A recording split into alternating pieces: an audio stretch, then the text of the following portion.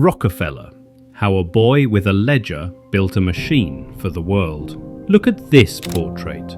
A bald, wrinkled old man with a hard, almost lifeless gaze. And yet this is the face of one of the most influential men in the history of money. Some called him the Mephistopheles of Cleveland, others a saintly philanthropist. His surname became a symbol, Rockefeller, a man whose family grew rich faster than any other, accused of creating a secret world government, and at the same time thanked for universities, hospitals, and millions of saved lives. The boy who counted everything. A small town not far from New York, in a house that smelled of soap and strict discipline, the second of 6 children was born, John. His mother, Eliza Davison, a Scot by origin, was devout and unbending. Family, home, and order lay on her shoulders. His father, William Rockefeller, preferred easy money and shady schemes. He crisscrossed America with boxes of miracle cures, among which were bottles of raw petroleum. Back then, oil was used to treat everything, from cholera to a cough. People literally drank it by the teaspoon. When John turned 14, his father vanished, ran off to Canada, and married without bothering to divorce. The figure that should have embodied power and care collapsed. But 2 formulas had already taken root in the boy, learned in that household. Money equals love, and money equals power. They would become the nervous system of his adult life. John was a peculiar child. He kept a ledger of income and expenses, loaned money to friends for a small interest, bought candy by the box and sold it piece by piece, as if testing the world's ability to yield profit. Not dances or revelry or lightness, calculation, order, and work. At 16, he decided to get a job, not college, 1-month bookkeeping courses and then office to office, 100 doors in a row, 99 rejections, the 100th, a tiny accounting firm took him in. He arrived at 7 and left at 9, didn't drink, didn't party. Within a year, his pay tripled. At 19, he was offered a managerial role. By today's standards, tens of thousands a month. He refused. If you work all the time, when will you earn real money? It was his first and last job for a boss. When oil saved the whales and exploded the market. In 1859, America discovered oil properly. Edwin Drake drilled a well, and the oil fever began. Kerosene became lamp fuel, and whale oil disappeared from lamps. Whales could breathe again. Drake himself died poor. He never patented his discovery.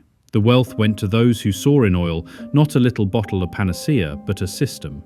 Rockefeller was that kind of man. He didn't invent, he arranged. With a partner, he opened a refinery and hired chemist Samuel Andrews to set a quality standard. Profit from refining, not extraction, John decided. And from oil flowed not only kerosene, but paraffin, petroleum jelly, fuel oil. Quality steady, price lower, logistics tightly built. Competitors, fragmented and noisy, fell one by one. Some sold out, some were scared off, others simply couldn't keep up with the system. Standard Oil, how the octopus enfolded a nation. In 1870, Rockefeller wrapped his idea in a legal shell, Standard Oil.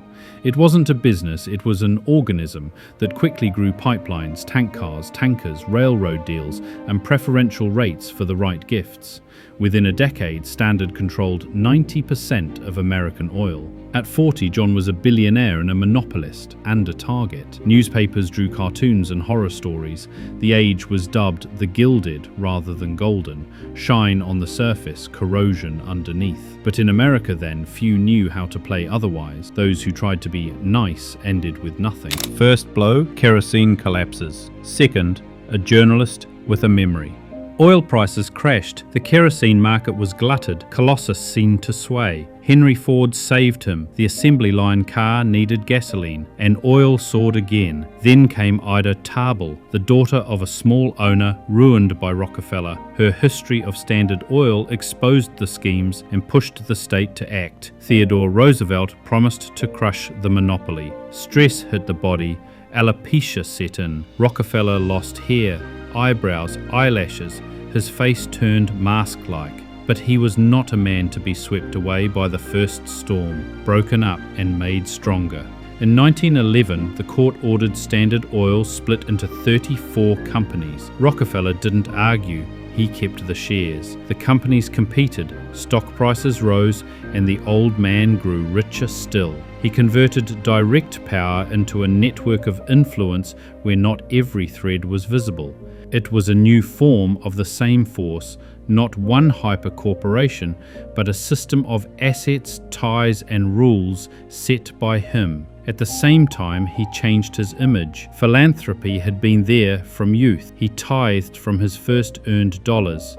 Now he did it on camera. Universities, hospitals, churches. Yesterday's devil became a kind old gentleman with a wallet and a firm habit of paying for ideas. By the end of his life, his fortune, in today's money, would be roughly $500 billion. He dreamed of 100 years. He lived to 97. He fell just short, but the dream of eternity fulfilled itself in another way. The system outlived its creator. Family is a continuation of the mechanism.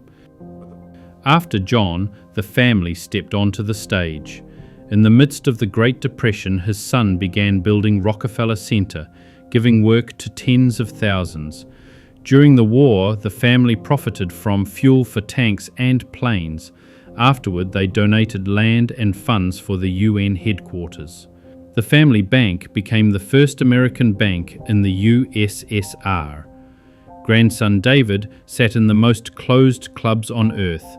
Conspiracy theories loved the Rockefellers. Too often, world-shaping decisions happened around them. But beneath the legends lay a simpler truth. John understood earlier than others that the world is won not by lone heroes, but by systems. In the 21st century, this will be called a social family, a network of people, knowledge, and agreements moving together. He built exactly such networks, fusing scattered elements into working mechanisms, and those mechanisms minted money, power, and fame. Rockefeller and his 1 cent. He was famous for his obsession with numbers. There's a story. Rockefeller noticed the company was spending an extra cent on every shipment of oil because of the barrel lids. He insisted on removing them and saved millions of dollars. For him, it was a principle. Small savings build empires. Today, Amazon or Walmart do the same. Optimizing every detail of logistics turns corporations into global giants. Rockefeller paid journalists and hired PR men to shape his image. He was haunted by caricatures and pamphlets, and he understood reputation shouldn't be defended, it should be rebuilt. Today it's done through social media and digital marketing. Elon Musk with Twitter, Zuckerberg with Meta. Rockefeller did the same thing, only through newspapers and university grants. Iron discipline. He lived almost like a monk. Strict routine, work without indulgence, minimal pleasures. He didn't drink, didn't smoke, went to bed early. Even as the richest man in the world, he still had oatmeal for breakfast. Modern entrepreneurs stress routine in the same way. Tim Cook, Apple, wakes up at 4 a.m. Musk works 16-hour days. The same philosophy. System beats chaos. From oil to finance. After the breakup of Standard Oil, he became an investor and banker. His money worked in steel mills, railroads, real estate. He understood capital is eternal only when it is diversified. Today, funds like BlackRock or Vanguard manage trillions, owning shares in everything. This is a direct evolution of the model Rockefeller began. Philanthropy as strategy. He founded the University of Chicago, financed medicine, vaccination against yellow fever and hookworm. But it wasn't just kindness. He was building a network of institutions where the elites of the future would be shaped. Today, Bill Gates does the same with the Gates Foundation, investing billions in medicine and education, while also shaping global agendas. Rockefeller's 5 rules. Short and hard. Don't fear big expenses. Fear small incomes. No money? Start a business. No money at all? Start immediately. Stay close to winners and optimists. Poor surroundings drag you into poverty. Perseverance is the engine of the impossible. He took 100 rejections before being hired. I'd rather earn 1% from 100 people's efforts than 100% of my own. A system beats a lone ranger. Money comes through people. Network, build ties, grow your social family. The Rockefeller story is not about miracles. It's about cold calculation, iron discipline, and the ability to build enduring structures, financial, organizational, human. You may hate him or admire him, but if you listen closely, he whispers the same thing to every era. Dream big, count precisely, build systems, and don't give up at the 99th rejection. Rockefeller's story is not just about the 19th century. It's the prototype of modern capitalism. He was the first to show that a system matters more than an invention. He was the first to make a brand stronger than a product. Standard Oil meant quality, just like Apple or Tesla today. He was the first to understand that public image can be bought and rebuilt, and every modern billionaire follows the same path. And if today we look at Bezos, Musk, or Gates, we see not only new technologies, but also the echoes of that boy with a ledger who once wrote, "Money equals love and power."